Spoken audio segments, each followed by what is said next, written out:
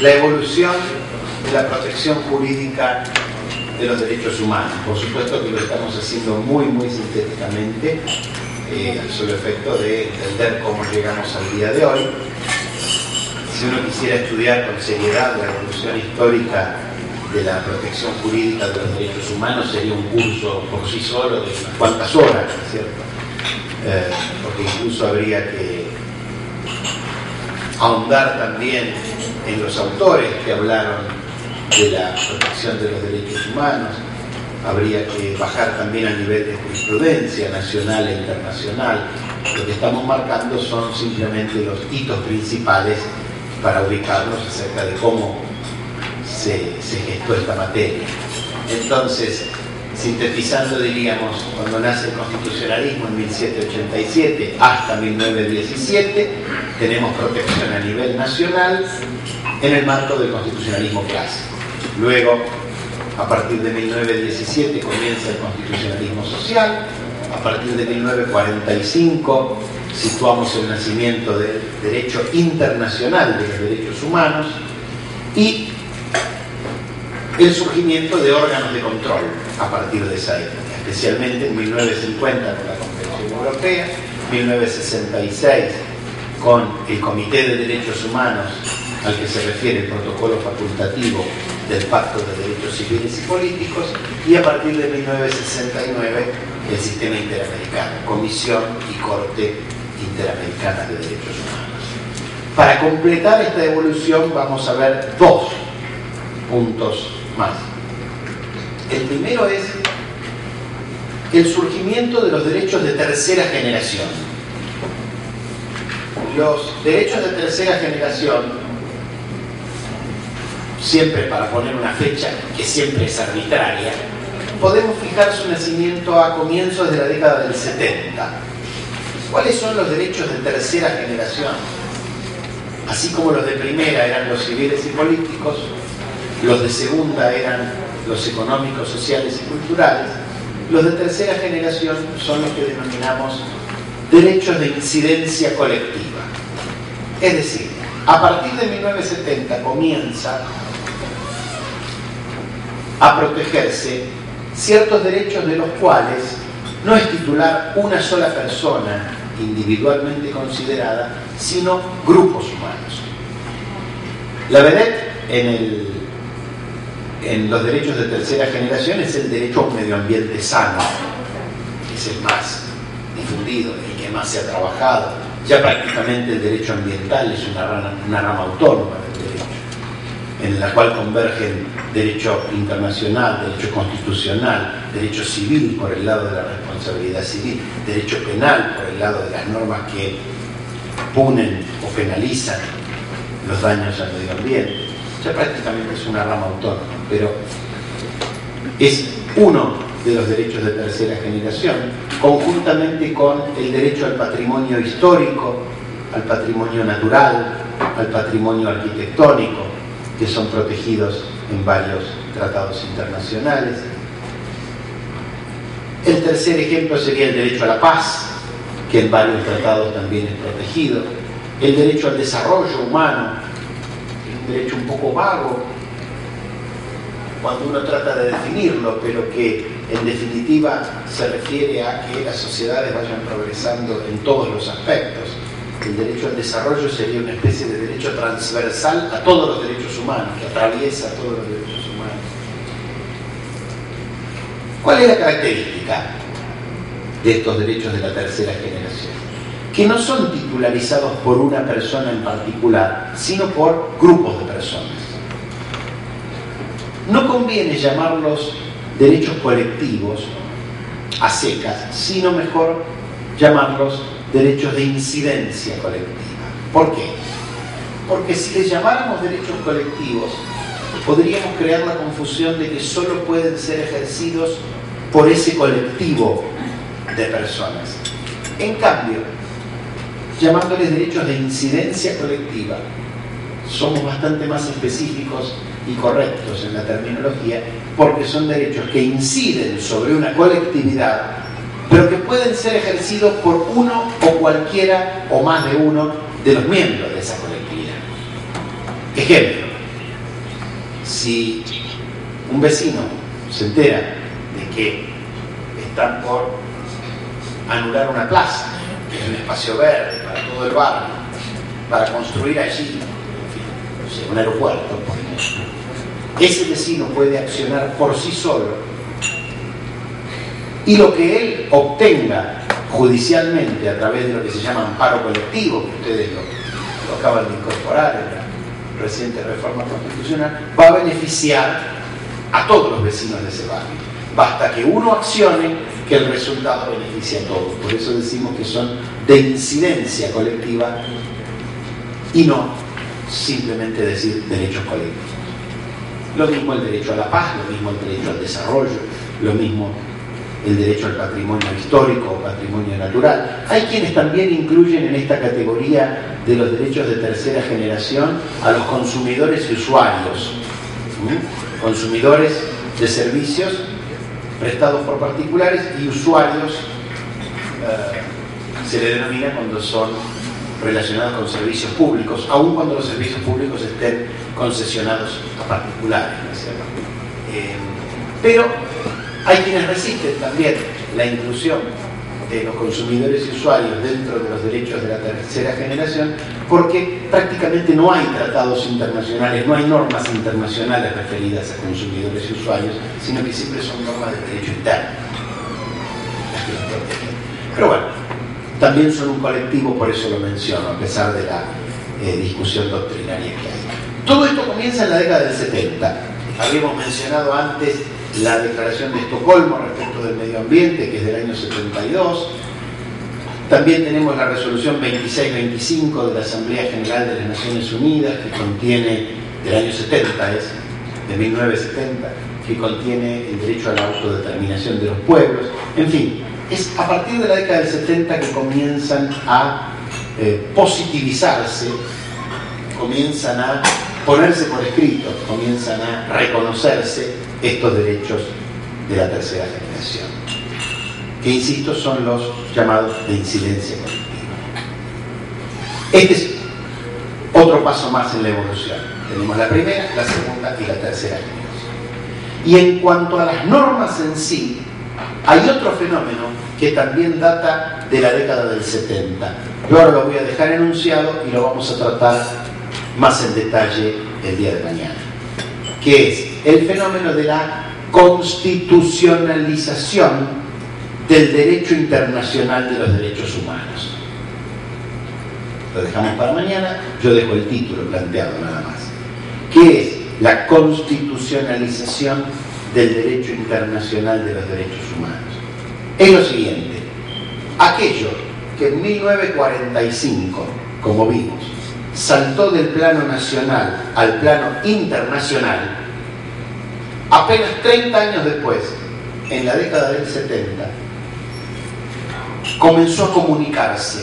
Es decir, esos dos andariveles, derecho nacional por acá y derecho internacional por acá, en la década del 70 empezaron a juntarse. ¿Por qué? Porque las constituciones empezaron a incluir referencias a los tratados de derechos humanos. ¿Se entiende? Ya no corren paralelos sin juntarse, el ámbito constitucional y el ámbito del derecho internacional de los derechos humanos, sino que empiezan a tener vasos comunicantes uno con otro, porque las constituciones empezaron a ocuparse de los tratados internacionales de derechos humanos. Lo vamos a ver mañana, lo hicieron con distintas posturas, distintas formas, pero la tendencia y la corriente es muy marcada. Han pasado a juntarse ambas ramas. Esto entonces, de alguna manera, culmina la evolución histórica. Insisto, una síntesis muy apretada de la evolución histórica, porque su tratamiento en detalle llevaría un curso entero. Entonces, ya tenemos, para ir repasando lo que vimos hasta ahora, el concepto y los caracteres de los derechos humanos como derechos subjetivos, lo vimos en la primera parte, y ahora tenemos también pergeñada la evolución histórica de la protección jurídica de los derechos humanos. Quiero ocuparme a continuación de un tercer tema, que es analizar el derecho internacional de los derechos humanos como materia en sí misma. Todo esto lo hacemos como una teoría general para luego ir aterrizando y llegando al tema del control de convencionalidad. Pero si no tenemos estos conocimientos básicos, esta teoría general, no vamos a poder interpretar adecuadamente lo que viene después. El derecho internacional de los derechos humanos, entonces, que comienza a gestarse allá por 1945, viene a ser este conjunto de normas internacionales provenientes de distintas fuentes, como tiene el derecho internacional. En la siguiente unidad vamos a ver cuáles son esas fuentes, pero las adelanto. Básicamente son los tratados, las costumbres y los principios generales de derecho, la vieja trilogía de fuentes del derecho internacional. Entonces decíamos, este conjunto de normas del derecho internacional que se refieren al modo como un Estado debe tratar a las personas sujetas a su jurisdicción. Esa es una definición así, bien rudimentaria, ¿no?, de qué cosas son o qué cosa es el derecho internacional de los derechos humanos. Todo este corpus iuris, todo este cuerpo de normas, tienen ciertos caracteres, tienen ciertos principios que la distinguen de otras ramas del derecho. Vamos a analizar primero esos principios y luego la relación que tiene el derecho internacional de los derechos humanos con otras ramas. Entonces, ¿cuáles son los principios que rigen esta materia? ¿Cuáles son sus caracteres distintivos? El primero es la presunción de autoejecutividad de sus normas. ¿Qué significa esto? Que se presume que las normas del derecho internacional de los derechos humanos son autoejecutivas. ¿Qué quiere decir autoejecutivas?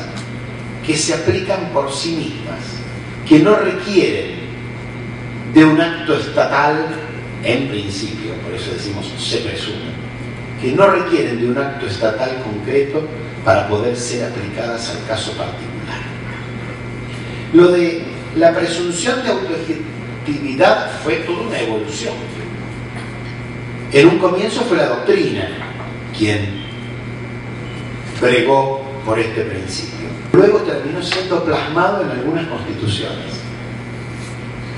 ¿Qué decía la doctrina? Los internacionalistas, los autores de derecho internacional, decían que para que una norma sea autoejecutiva tenía que cumplir dos requisitos.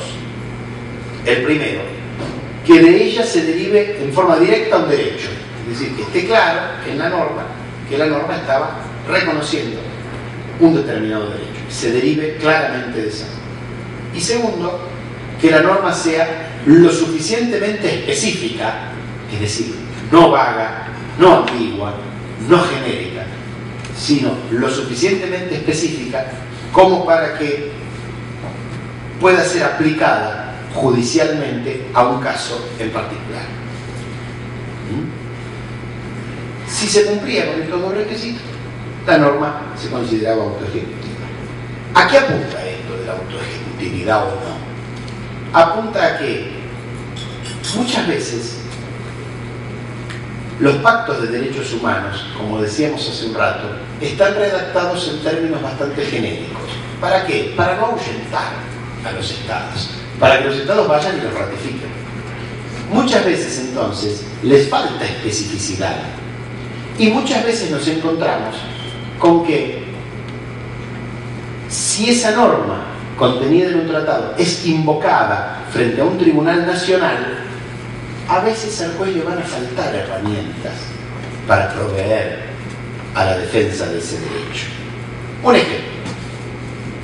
El artículo 14 del Pacto de San José de Costa Rica establece: toda persona que se sienta agraviada por una información o por una noticia difundida en un medio de prensa, tiene derecho de réplica para contestar por el mismo medio y contraargumentar. Claro, el derecho está claro, que todos tenemos un derecho de replicar o de responder cuando se emite una información o una idea errónea o ofensiva hacia la persona. Pero ahí está faltando la particularización de ese derecho. Por ejemplo, ¿qué plazo tiene el medio para darme la réplica? ¿Qué espacio me tiene que dar para que yo ejerza la réplica? ¿Cómo se ejecuta ese derecho? ¿Es a través de un amparo? ¿Es a través de simplemente una carta documentada que se le envía? Es decir, faltan especificaciones.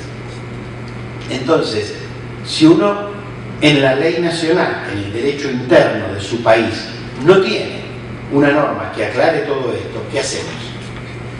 ¿Es autoejecutable el derecho de réplica? ¿O mientras no se dicta esa norma no lo vamos a poder ejercer? Porque esta es la pregunta del millón. Si el juez considera que la norma no es autoejecutiva, va a terminar rechazando esa demanda y va a terminar comprometiendo la responsabilidad internacional de ese Estado por violación a ese derecho. Entonces, ¿qué es lo que estamos mencionando aquí? Que las normas del derecho internacional de los derechos humanos se presumen autoejecutivas. Es decir, el juez debe hacer todos los esfuerzos por garantizar ese derecho en el caso concreto que le presentan, aun cuando en el derecho interno no se lo haya reglamentado. Y ustedes dirán, ¿de dónde surge esto? ¿Por qué usted me está diciendo que el juez está obligado a hacer eso? Porque hay otra norma que es general y aplicable a todos los derechos que consagra el Pacto de San José de Costa Rica. Yo tomo el Pacto de San José un poco como paradigma, pero en el de derechos civiles y políticos pasa lo mismo, Hay muchas normas que están repetidas en algo. Tomo el Pacto de San José porque es el que aquí más utilizamos en nuestro continente.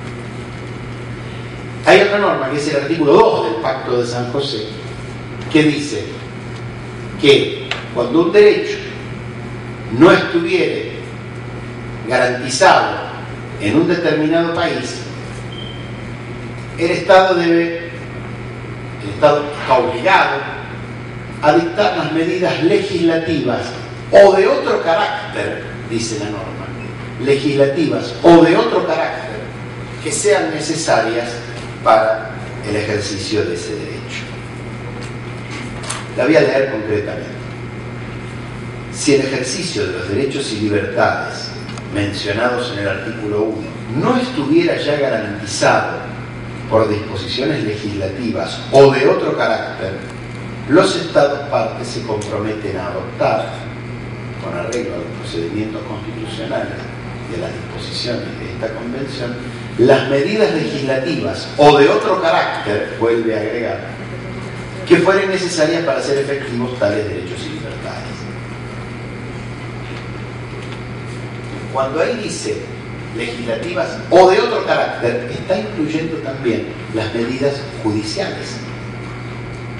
Y hay muchos ejemplos de sentencias dictadas por tribunales internos, es decir, tribunales nacionales, donde, frente al vacío normativo, frente a la inexistencia de una norma de derecho interno que complete a esa norma internacional, fue el juez el que dijo, mire, yo para este caso concreto voy a reglamentar ese derecho, porque si no lo hago, queda violado el derecho y el Estado entonces va a incurrir en responsabilidad internacional por violación del pacto. ¿Se entiende? La norma internacional consagra un derecho. Tal vez no lo hace con la especificidad con que debería hacerlo.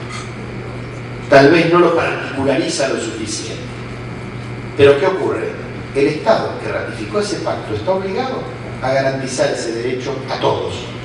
Entonces, cuando alguien acude a la justicia y encuentra que no está la norma interna necesaria para completar a la norma internacional, alguien va a tener que dictar esa norma. Si no es el legislador que lo hace con efectos generales, va a tener que ser o el órgano administrativo que esté tramitando ese expediente o el órgano judicial que esté tramitando esa causa el que dicte la norma, ya ahora con alcance particular, porque un juez no puede legislar, con alcance particular para completar la norma internacional y garantizar el derecho. ¿Se entiende esto? Cuando la Convención habla de medidas legislativas o de otro carácter, está incluyendo las judiciales. Entonces, por este principio que estamos estudiando, que es el de presunción de autoejecutividad de la norma internacional, el juez queda obligado a completar lo que le falte a esa norma, con efecto para el caso concreto. Esto tiene íntima relación con un instituto relativamente moderno del derecho constitucional, que es la inconstitucionalidad por omisión. Pasa lo mismo que lo que acabamos de ver en materia de derechos humanos. ¿Qué es la inconstitucionalidad por omisión? La Constitución consagra un derecho, pero el legislador no dictó la norma necesaria para reglamentar el ejercicio de ese derecho. ¿Qué hacen los jueces? En vez de declarar una inconstitucionalidad porque la norma viola a la Constitución, declara la inconstitucionalidad por omisión, es decir, dice: la mora del legislador en reglamentar esto, la omisión del legislador en reglamentar este derecho es inconstitucional. Hay una laguna y yo como juez la tengo que cubrir a esa laguna para que no se produzca una inconstitucionalidad. Es prácticamente lo mismo que pasa en materia del derecho internacional de los derechos humanos. El órgano encargado de la aplicación, sea ejecutivo, legislativo, judicial, debe llenar la laguna jurídica que se produce, debe llenar el hueco que queda y debe procurar que la norma internacional sea autoejecutiva, debe interpretarla como autoejecutiva y cubrir las lagunas que se encuentran. Este principio de presunción de autoejecutividad fue interpretado por la Corte Interamericana del siguiente modo: el sistema mismo de la Convención, se refiere al Pacto de San José, el sistema mismo de la Convención está dirigido a reconocer derechos y libertades y no a facultar a los estados para hacerlo. Es decir, el sistema de pacto reconoce derechos y libertades en forma directa. No es que le está dando la facultad al Estado de reconocerlos o no. ¿Se entiende? Ya están reconocidos en el pacto. Si le estuvieran dando la facultad al Estado de reconocerlos o no, ahí sí uno podría decir, bueno, si el Estado no dictó la norma necesaria para particularizar y para facilitar la aplicación del derecho, bueno, entonces no lo podemos ejercer. No, no es eso lo que ocurre. Según la Corte Interamericana, el sistema ya reconoció el derecho y la libertad y no tiene por qué esperar a que el Estado dicte una ley complementaria. Si no la dicta el legislador, la debe dictar otro órgano, sea administrador o juzgador. ¿Se entiende? ¿Por qué es esto? Porque cualquiera de los tres poderes del Estado puede comprometer la responsabilidad internacional del Estado. Esto es así desde siempre, no solo en el derecho internacional de los derechos humanos. En el derecho internacional público, el viejo derecho internacional público, ya se decía que la responsabilidad internacional del Estado puede quedar comprometida por el accionar de cualquiera de sus tres poderes. Cualquier órgano que actúe en nombre del Estado compromete la responsabilidad internacional. Entonces, si el Estado ratificó un tratado y ese tratado consagra un derecho, luego no va a poder escudarse el Estado en la falta de ley reglamentaria para no garantizar ese derecho. Si no lo hizo el legislador, lo va a tener que hacer el órgano de aplicación de que se trate. Si es en un expediente administrativo, el poder administrador. Si es en un expediente judicial, el poder judicial. Pero alguien me tiene que dar una respuesta. Porque el Estado está obligado a respetar el contenido de las normas internacionales de derechos humanos. Eso es la presunción de autoejecutividad. Frente a una norma que consagra derechos, debemos interpretar que ella es autoejecutiva y hacer y adoptar todas las medidas que sean necesarias para que el derecho quede garantizado. ¿Vamos bien hasta aquí? Este es el primero de los principios que quería contarles. El segundo es el de la subsidiariedad de los sistemas internacionales de protección de los derechos humanos. Subsidiariedad de los sistemas internacionales de protección a los derechos humanos. ¿Qué significa esto? Significa que el primer obligado a garantizar los derechos humanos es el Estado.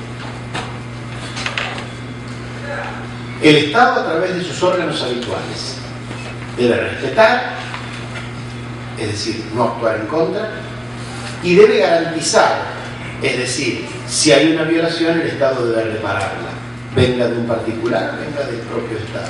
El Estado es el que está obligado a reparar la violación. Ahora bien, si el Estado no lo hace, si el Estado no repara la violación o no garantiza el derecho, recién ahí van a entrar en juego los órganos internacionales de protección. Por eso decimos que son subsidiarios. Y esto se explica muy fácil si tenemos en cuenta el viejo principio de no intervención en los asuntos internos de los Estados. Ustedes recordarán que en el derecho internacional público, o el derecho internacional clásico, como se le quiera llamar, existe el principio de la no injerencia en los asuntos internos del Estado, llamado también principio de no intervención. Aparece en el artículo 2, inciso 7 de la Carta de Naciones Unidas, donde dice que la organización no podrá inmiscuirse en los asuntos internos de los Estados. Aparece en la resolución 2131 de la Asamblea General de las Naciones Unidas, y en definitiva es un principio por el cual los Estados no pueden meterse dentro de las fronteras de otro para decirle qué es lo que tienen que hacer. Por lo tanto, si los Estados no pueden meterse y las organizaciones internacionales tampoco, no pueden meterse en los asuntos internos de un Estado, hay que dejar que el Estado agote toda la vía jurisdiccional, intervenga primero y recién, si el Estado fracasó, ahí van a entrar en juego los órganos internacionales. Por eso decimos que son subsidiarios. Es necesario, frente a toda violación de derechos humanos, el agotamiento de las vías jurisdiccionales internas, para recién allí ir a la jurisdicción internacional. Es el Estado el obligado a respetarlo. Luego, hay que darle la oportunidad al Estado de que rehaga su conducta. Es decir, si un policía torturó en la prisión a alguien, hay que acudir al juez para denunciar a ese policía, para que termine la tortura, para que lo penalicen a ese policía, para que vaya preso y para que indemnicen al damnificado. Solamente si el Estado no da esa respuesta, allí se puede acudir a la jurisdicción internacional. Lo que no se admite es que frente a una violación inmediatamente nos vayamos a quejar a la Comisión Interamericana. ¿Por qué? Porque entonces los órganos de protección internacionales estarían metiéndose en los asuntos internos de los Estados, estarían violando el principio de no intervención. Primero debe protegerlo el Estado. Después, si el Estado no lo hace, hay que darle la posibilidad de que el Estado rehaga su conducta a través de toda la vía jurisdiccional. Una vez agotada la vía interna, recién ahí se puede ir a la Corte Internacional. Esta es la subsidiariedad. Por supuesto que este principio de agotamiento de los recursos internos, se llama así, principio de agotamiento de los recursos internos, que tiene como fuente al principio de no intervención, es un principio que tiene algunas excepciones, porque hay estados que se hacen los vivos y que no resuelven nunca los recursos internos cuando incurren en queja, cuando incurren en retardo injustificado de justicia. O cuando no hay recursos suficientes en las leyes procesales para ventilar estas cuestiones. O cuando esos recursos son inaccesibles. Hubo ocasiones, por ejemplo, en que la Comisión Interamericana aceptó causas en las cuales no se habían interpuesto las acciones necesarias, que básicamente eran habeas corpus, porque existía un temor generalizado en la población, era contra Honduras el caso, existía un temor generalizado en la población de que si interponían ese recurso iban a desaparecer quienes lo interponían. ¿Se entiende? Y es lo que pasaba en Argentina entre 1976 y 1983. Se producía una desaparición forzada y muchas veces los abogados que interpusieron habeas corpus por esas desapariciones forzadas terminaban desapareciendo ellos. Entonces la Comisión Interamericana, consciente de esto, dijo: cuando hay quejas, cuando hay retardo injustificado de justicia, cuando no hay recursos suficientes en las leyes, o cuando esos recursos no son hábiles para remediar la situación, sea porque son muy caros, o muy largos, o muy costosos, o porque hay un temor generalizado, allí se puede hacer una excepción a esta regla de agotamiento de los recursos internos y acudir a la instancia internacional. No solo ocurre en temas relacionados con lo penal o con la desaparición forzada, lo que estoy diciendo. Ocurre en otros aspectos. Por ejemplo, hay un caso de la Corte Europea que se llama Barahona contra Portugal, donde se le había confiscado a esta persona una o varias empresas. Él hace una demanda contra el Estado para cobrar la indemnización por lo que le habían confiscado, porque no se le había pagado nada, no se lo había indemnizado. Y la causa llevaba ya 5 años y el Estado todavía no había contestado la demanda, porque le habían corrido traslado de la demanda, había pedido una prórroga, se le venció, pidió otra prórroga, dijeron que no encontraban el expediente, pidió otra prórroga.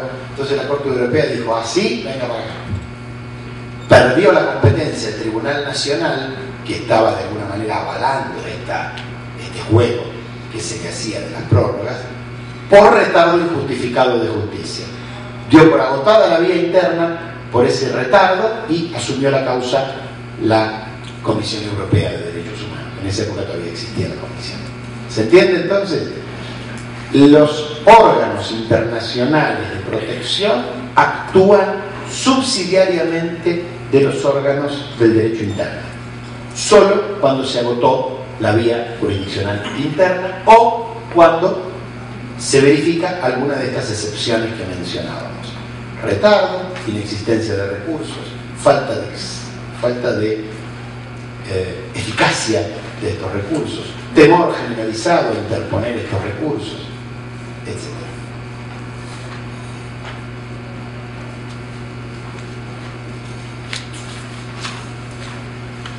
Vamos al tercer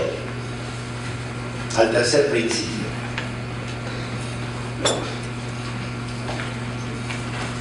Que es el de progresividad.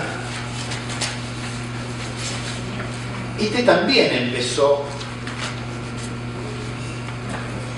a gestarse a través de la doctrina, también comenzó a ser un poco fogoneado por la doctrina, pero luego se fue abriendo paso en varios tratados internacionales, sobre todo en los preámbulos se incluye una referencia a la progresividad, y en algunas constituciones nacionales recientes también está contenido. Por ejemplo, la Constitución de Bolivia, sancionada en el 2008. La Constitución de Bolivia, en el artículo 13, es muy interesante, donde dice: los derechos reconocidos por esta Constitución son inviolables, universales, interdependientes, indivisibles y progresivos. Fíjense cuántos de los principios que venimos viendo quedaron volcados en el texto de una norma nacional, como es la Constitución de un país. ¿Qué es esto de la progresividad? También aparecía en el preámbulo de la Declaración Universal de 1948, ¿no? Porque hablaba de medidas progresivas. La progresividad apunta a dos cosas: a un permanente avance tanto en cuanto a los derechos como en cuanto a los órganos de protección de los derechos. Muchos consideran que la progresividad, más que un principio, es una descripción que se hace del derecho internacional de los derechos humanos, en el sentido de decir, bueno, no es que está obligado a progresar, de hecho a progresar, dicen, pero no estaría obligado a hacerlo. Esta postura es minoritaria. La postura mayoritaria dice existe una obligación de que la protección de los derechos humanos a nivel nacional y a nivel internacional vaya progresando. En cantidad de derechos protegidos, que cada día se reconozcan más derechos, en la calidad como se los protege, es decir, cada vez exigiendo mayores estándares de respeto a los derechos humanos, y el otro gran tema que decíamos, que es el perfeccionamiento de los órganos de protección de los derechos humanos, tanto a nivel interno como a nivel internacional. Cuando hablamos de órganos decimos que los juzgados no estén saturados de trabajo, que puedan tramitar las causas en plazos razonables, que los recursos sean efectivos, que los recursos sean cada vez más efectivos, que los órganos estén cada vez más capacitados, que las causas sean cada vez más rápidas. Este es el carácter progresivo, es decir, una tendencia a avanzar permanentemente en materia de derechos humanos.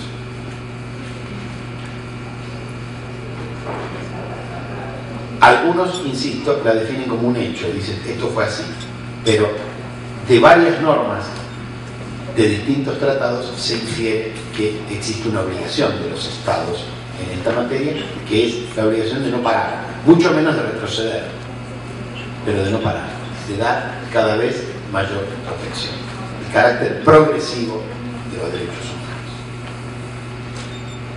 Siguiente, otro de los principios que rigen nuestra materia es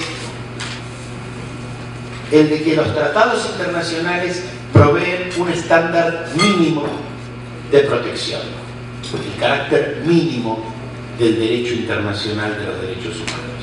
¿Qué significa que es un derecho mínimo? Significa que los tratados de derechos humanos nos marcan el piso de protección a la que el Estado está obligado, pero no el techo. Es decir, cuando un Estado ratifica un tratado internacional sobre derechos humanos, se está obligando a que como mínimo va a proteger lo que allí dice, pero también es de esperarse que el Estado provea una protección más alta que ese mínimo, más elevada, cualitativa y cuantitativamente. Este carácter mínimo, que de alguna manera obliga al Estado a mejorar lo que está en los tratados de derechos humanos a través de su legislación interna, se relaciona con un principio muy interesante que ya vamos a empezar a introducir y que luego seguramente lo vamos a nombrar varias veces más a lo largo de este curso, que es el principio pro homine o pro ser humano, como se lo denomina, pro homine o pro ser humano.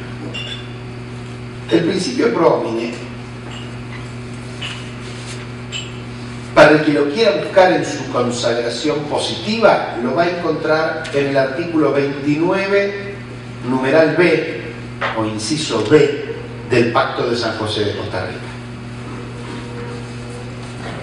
29 del A, que dice más o menos así: el pacto, este pacto, no será interpretado como negación o limitación de cualquier derecho que pueda estar reconocido en la legislación interna de los Estados parte.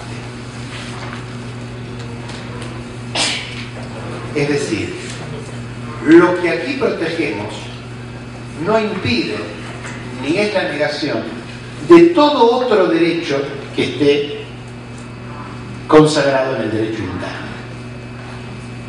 Aquí encontramos que si hay dos normas referidas al mismo derecho, una internacional y una nacional, vamos a elegir aquella que provea una protección mayor al ser humano. Esto es el principio pro homine. Frente a pluralidad de normas referidas a la misma materia y pluralidad dentro de la cual haya distintos alcances, porque una me protege más que la otra, por aplicación del principio pro homine, vamos a elegir aquella que brinde una protección más amplia.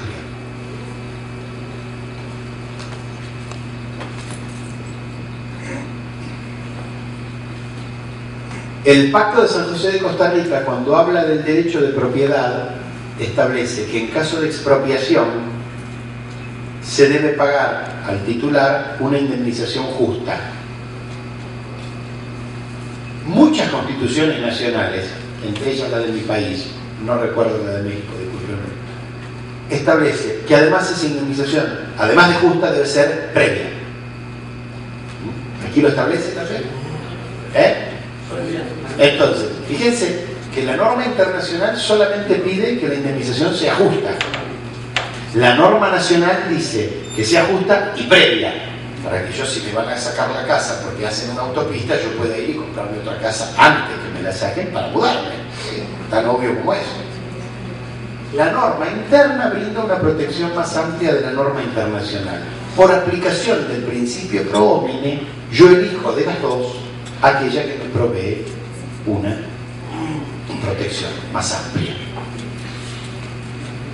Y este principio pro homine es tan interesante que ustedes lo van a poder aplicar incluso en materia procesal, sobre todo en un país federal como es México y como es mi país. Muchas veces las normas procesales estaduales son más benéficas que las normas procesales federales. ¿Sí?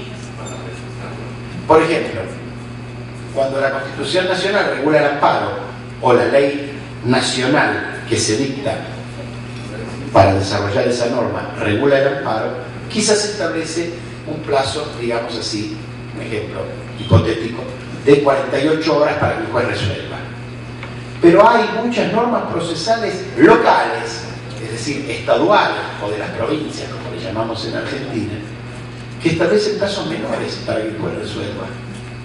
Entonces uno va a poder invocar dentro de un Estado federal aquella norma que más me convenga por aplicación del principio pro homine. Pero para ello hay que fundarse en el principio pro homine y hay que fundamentar, si uno es magistrado y adopta esa decisión, o si uno es abogado y se lo está peticionando al magistrado, hay que fundamentarse en el principio pro homine. El principio pro homine nos lleva a elegir, repito, la norma más favorable dentro del sistema jurídico, sin importar la fuente y sin importar la jerarquía. Puede ser una norma de inferior jerarquía, como es el derecho local respecto del derecho federal, pero si esa norma es más benéfica, pasa a ser la privilegiada. No importa si es fuente interna o fuente internacional, no importa si es mayor o menor jerarquía, lo importante es que da una mayor protección, y ella es la que aplica. Es un principio que, como ustedes ven, proviene del derecho internacional de los derechos humanos, pero hunde sus raíces muy profundamente en el derecho interno e influye mucho al derecho interno. Porque no es lo mismo elegir la norma más benéfica que no elegirla.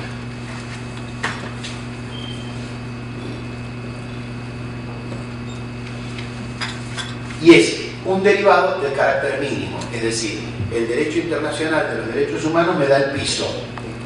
De ahí para arriba el Estado construye. Si quiere quedarse en el piso, se queda en el piso. Menos que eso no puede. Pero de ahí para arriba es de esperar que el Estado avance. Siguiente, tercera en la enumeración, tercer principio, es el de irreversibilidad. Irreversibilidad del derecho internacional. ¿Qué significa esto?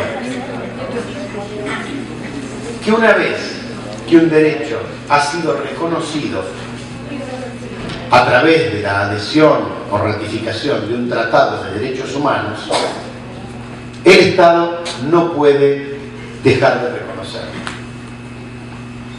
Ustedes dirán que entonces es de por vida. Sí, es de por vida. Una vez que el Estado reconoció a un determinado derecho como derecho humano y suscribió un tratado que lo contiene, por más que luego denuncie ese tratado, el derecho ese va a seguir existiendo, porque es irreversible. Si se le reconoció a la persona un determinado atributo, luego no se le puede quitar. Ahora bien, para que sea irreversible, vamos a necesitar que en ese Estado la Constitución establezca una cláusula de derechos implícitos, porque si no, no vamos a tener de dónde colgarnos. Supongamos lo siguiente: un Estado ratifica un tratado que prohíbe y castiga la desaparición forzada de personas. Luego cambia el gobierno, vienen problemas, viene guerrilla y viene un gobierno que dice: vamos a denunciar esa convención internacional contra la desaparición forzada de personas porque quiero hacer desaparecer personas. Vamos a suponer ese ejemplo hipotético. Lamentable, triste, pero que ocurrió en nuestros países. Antes de que existiera esa convención, ocurrieron desapariciones forzadas por miles. La pregunta sería: ¿la denuncia a esa convención implica que el derecho a no ser desaparecido ha quedado eliminado del sistema? La respuesta sería no.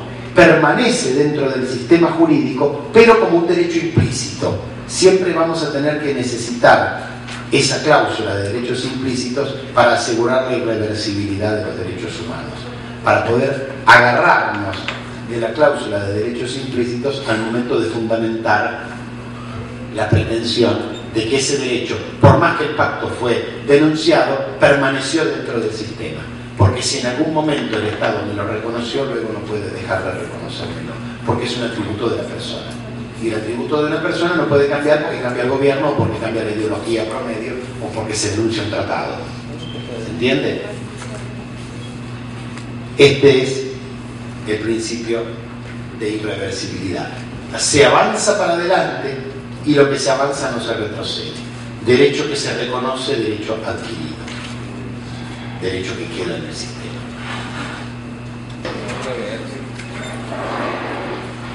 El siguiente principio que me gustaría comentarles es el de convergencia con el derecho interno. Ya lo estuvimos rozando recién a este principio cuando mencionábamos el principio pro homine, ¿verdad? Desde el momento en que cualquier magistrado, sea magistrado nacional o tribunal internacional, va a elegir la norma más favorable, sin importar si es una norma de derecho interno o de derecho internacional, allí observamos que se produce un fenómeno que es el siguiente: el derecho internacional se apropia del derecho interno, se sirve del derecho interno para mejorar la protección. El derecho internacional marcó el piso y el derecho interno subió ese piso. Entonces, como el derecho interno elevó el piso, el derecho internacional se apropia de él y dice: bueno, esta es la norma. La norma internacional quedó superada por la norma interna, porque la norma interna le da una protección más amplia al individuo, al ser humano. Ahí es donde convergen las dos ramas del derecho. Y de alguna manera se elimina, se pierde, se transforma en difusa la diferencia entre el derecho internacional y el derecho interno. Ya no importa de dónde viene. Uno se sirve del otro para mejorar la protección.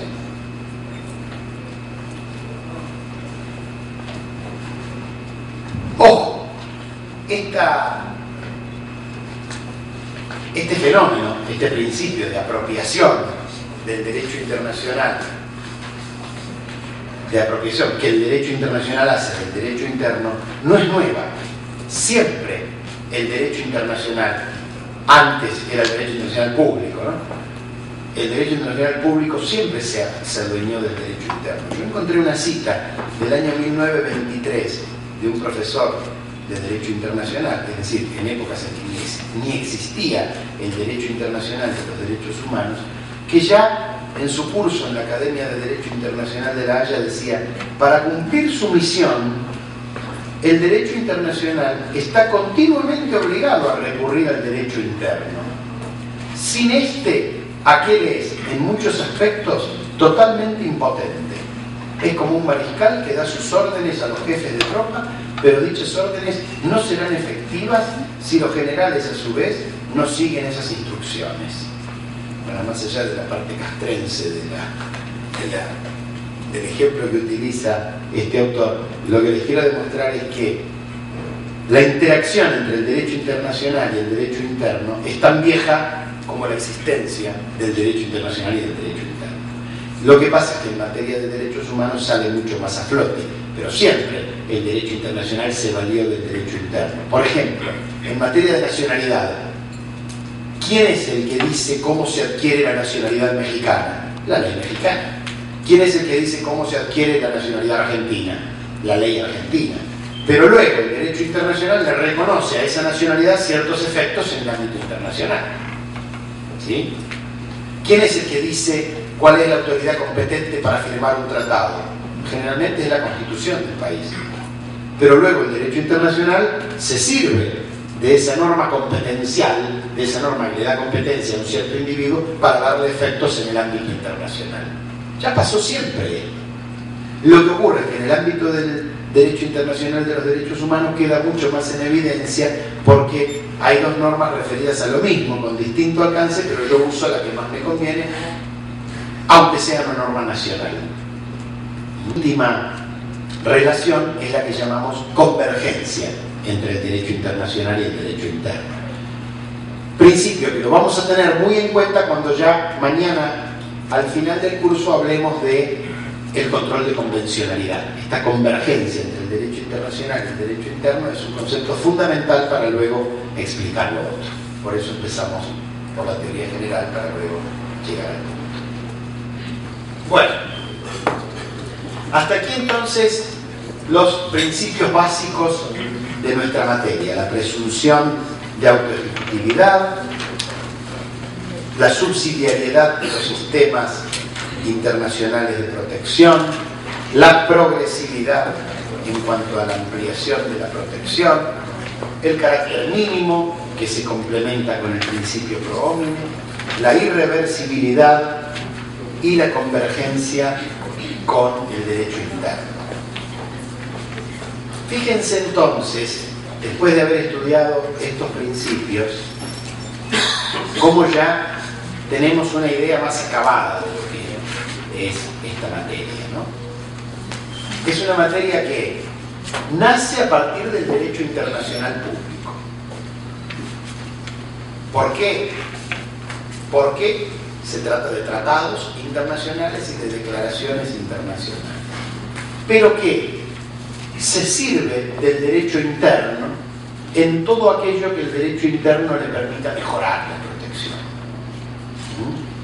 Es como que se trata de un derecho internacional, pero que tiene un pie en cada lado, un pie en el derecho interno y un pie en el derecho internacional, porque muchas veces va a ser aplicado por tribunales nacionales, muchas veces va a estar mejorado por la Constitución del país o por una ley reglamentaria de la Constitución, y muchas veces se va a servir de esa Constitución o de esa ley para elevar el piso.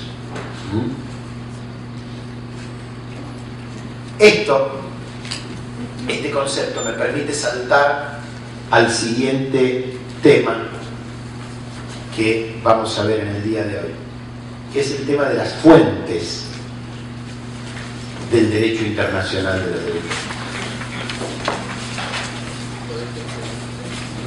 Ahora que ya tenemos pergeñada esta definición y esta caracterización de la materia, vamos a ir dentro de ella a estudiar cuáles son las fuentes.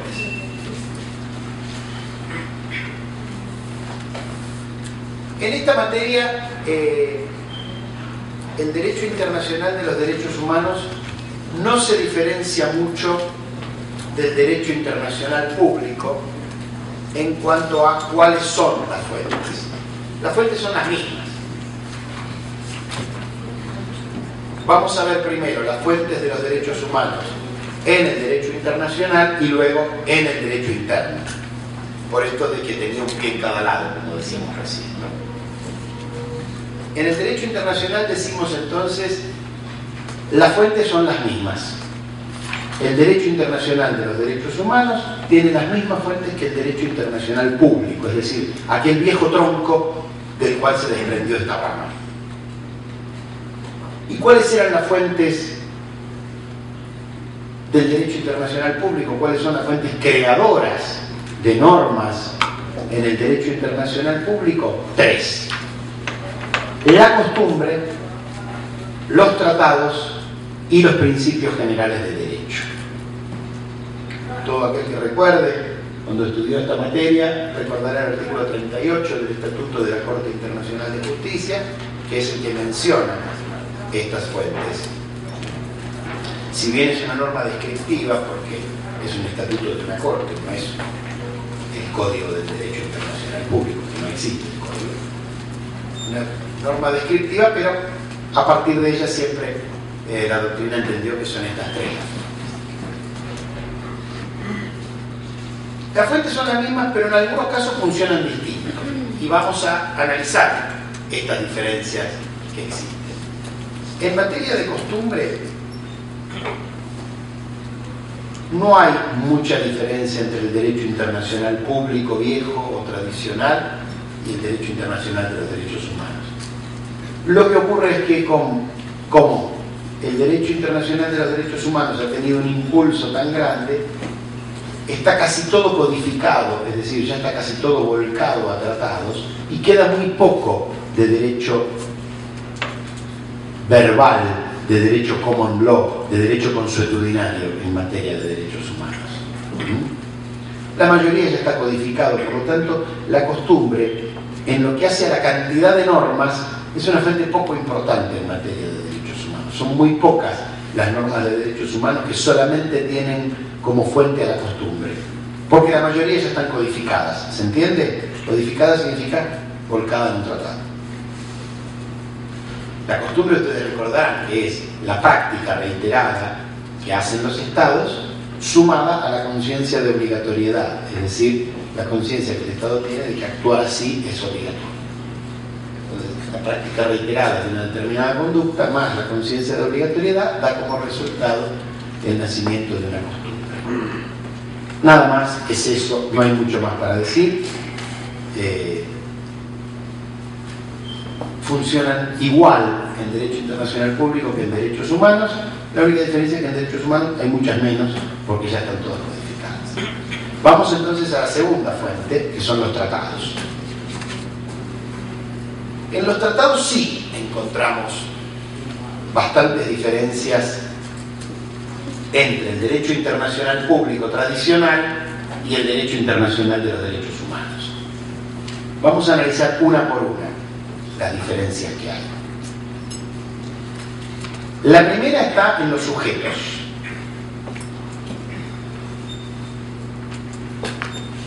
En el derecho internacional público, los estados son al mismo tiempo quienes generan la norma y quienes se benefician con la norma. Es decir, en un tratado de límites, por ejemplo, el Estado A firma con el Estado B, hay una conmutatividad, hay un intercambio recíproco, hay concesiones recíprocas, entonces el Estado A se queda con esta determinada franja de territorio y el Estado B se queda con otra franja y de alguna manera los dos quedan contentos. El Estado es al mismo tiempo agente y sujeto beneficiado por la norma. Agente de creación de la norma y sujeto beneficiado. En cambio, en derechos humanos, los beneficiarios de las normas no son los estados, son los individuos. No hay una identidad entre el agente que genera la norma y el que se beneficia con ella.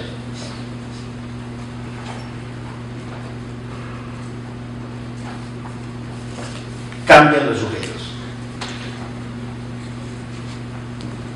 Esto genera la segunda diferencia que les quería comentar, que es una diferencia en cuanto a las obligaciones asumidas en los tratados.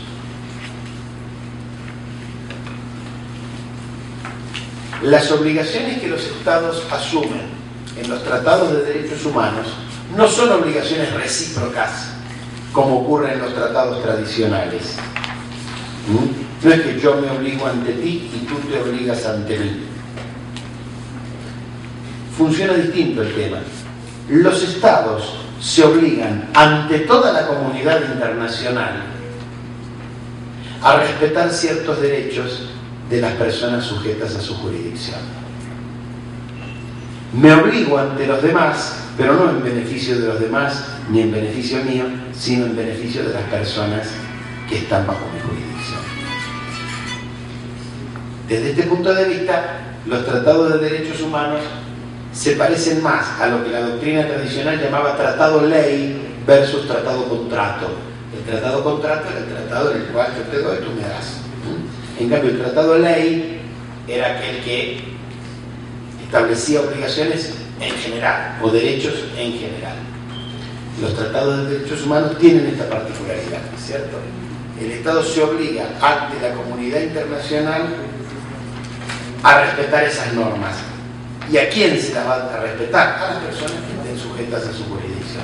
Fíjense que digo personas sujetas a su jurisdicción, no digo ni nacionales ni habitantes, porque puede que no sean nacionales y puede que no sean habitantes, pero basta que tengan un punto de contacto que genere la jurisdicción de ese Estado, que ya van a poder invocar frente a él cualquier norma de derechos humanos. Es la formulación más amplia de decir personas sujetas a su jurisdicción. Se da en cuanto a la terminación de los tratados. Los tratados de derecho internacional público, clásico, pueden darse por terminados si el otro Estado no lo cumple. Si tú no me cumples, yo doy por terminado el tratado y no te cumplo. Algo parecido a lo que en derecho civil le llamaban la exceptio non ad impetti contractus. ¿Se acuerdan? ¿No? Por cumplir el contrato cuando el otro no me lo cumple. Bueno, en derecho internacional clásico esto funciona así.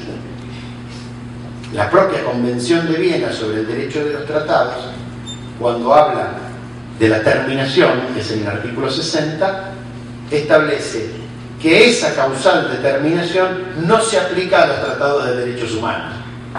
Porque es obvio, si un Estado viola un tratado de derechos humanos y justamente se puede dar por terminado porque lo violó, no tendría sentido el tratado.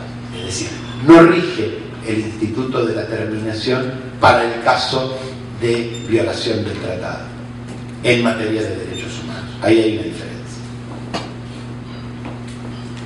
La causal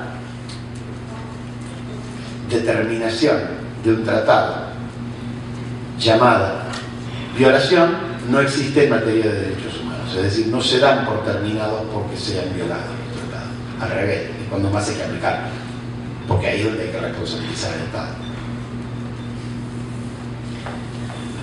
La cuarta diferencia la encontramos en materia de reservas.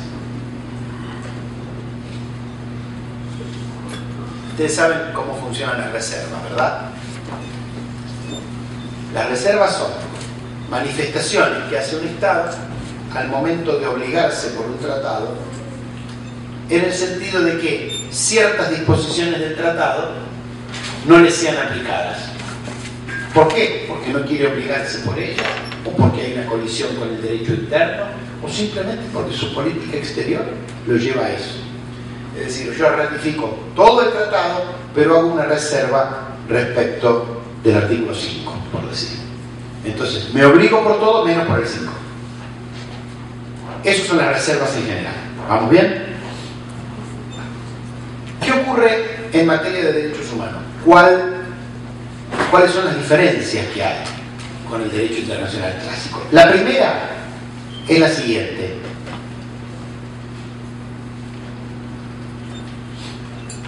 En el derecho internacional clásico, para que un Estado sea considerado parte de un tratado, la reserva o las reservas que él formuló al momento de ratificarlo, el tratado, deben ser aceptadas por lo menos por uno de los demás Estados parte. ¿Se entiende? En un tratado clásico, va el Estado A, lo ratifica, pero hace una reserva. Para que el Estado A sea considerado parte de ese tratado, esa reserva debe ser aceptada por lo menos por uno de los demás Estados que son parte. Si no, no es considerado Estado parte. Esta regla no se aplica en caso de derechos humanos. Todo lo contrario, lo que se busca en materia de derechos humanos es que haya más Estados parte. Entonces, no se condiciona la aceptación del Estado como parte por el hecho de que otro no le aceptó la reserva. ¿Se entiende? Es decir, repito, en derecho internacional clásico, para que un Estado que hizo una reserva pueda ser considerado Estado parte, alguien le tiene que aceptar esa reserva, por lo menos uno.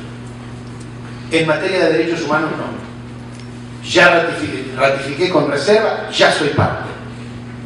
¿Por qué? Porque la idea es que entren más y que entren antes, para que haya más gente protegida por ese tratado. Entonces esta regla no se aplica en materia de derechos humanos. La segunda diferencia en cuanto a las reservas es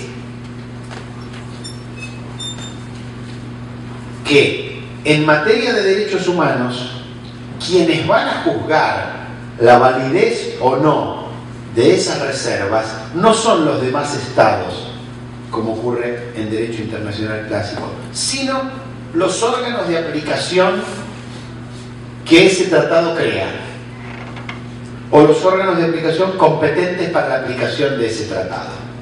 Ejemplo, un tratado de comercio, es decir, un tratado de derecho internacional público en general. Viene el Estado A, hace una reserva. ¿Quiénes son los que van a decir si esa reserva es válida o no? Los demás estados, aceptándosela o no aceptándosela. Nadie más. En cambio, en derechos humanos, si usted al ratificar el Pacto de San José hizo una reserva, quien va a juzgar la validez o no de esa reserva es la Corte Interamericana de Derechos Humanos. Y en muchos casos, tanto la Corte Interamericana como la Corte Europea han declarado la nulidad de reservas hechas por los estados por entender que eran violatorias del espíritu, del objeto y fin del Pacto de San José. Les pasó a México en el 2009 en el caso Radilla Pacheco. La Corte declaró la nulidad de una reserva que México había hecho al Pacto de San José de Costa Rica. Mañana lo vemos. Pero ¿qué quiero decir con esto? La decisión acerca de validez o no de reserva la toma el órgano de aplicación del tratado, no la toman los demás estados en materia de derechos humanos. ¿Sí?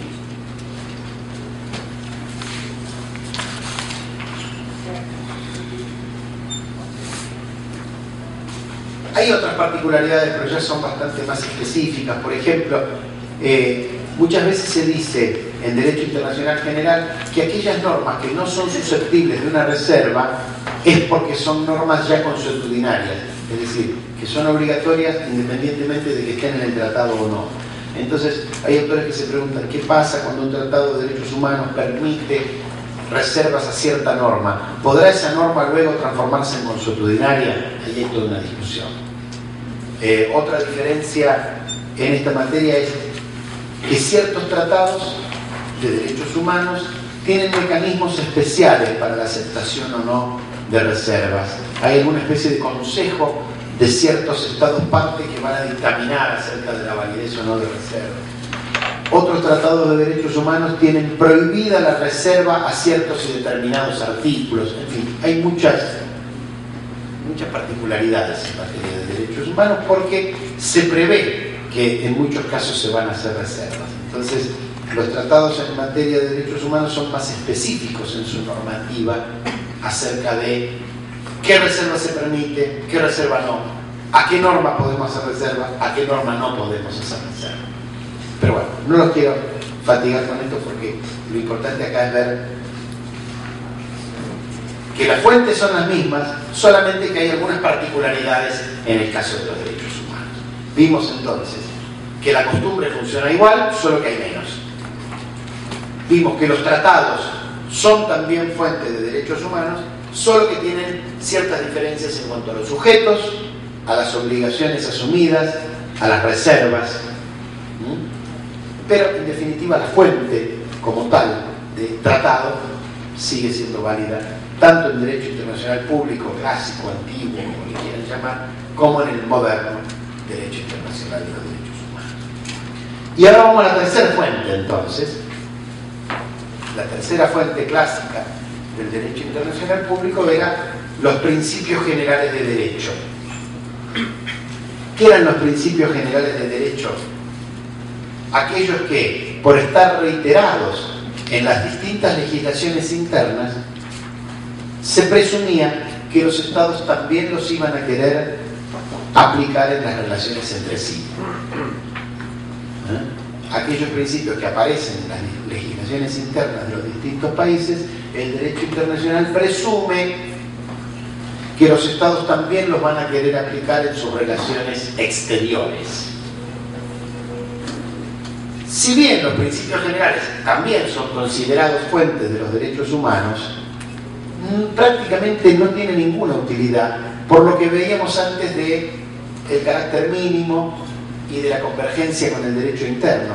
Basta que esté en una norma interna que ya va a estar garantizado ese derecho, no hace falta que salte al ámbito internacional, por esto de la convergencia que veíamos antes, ¿sí?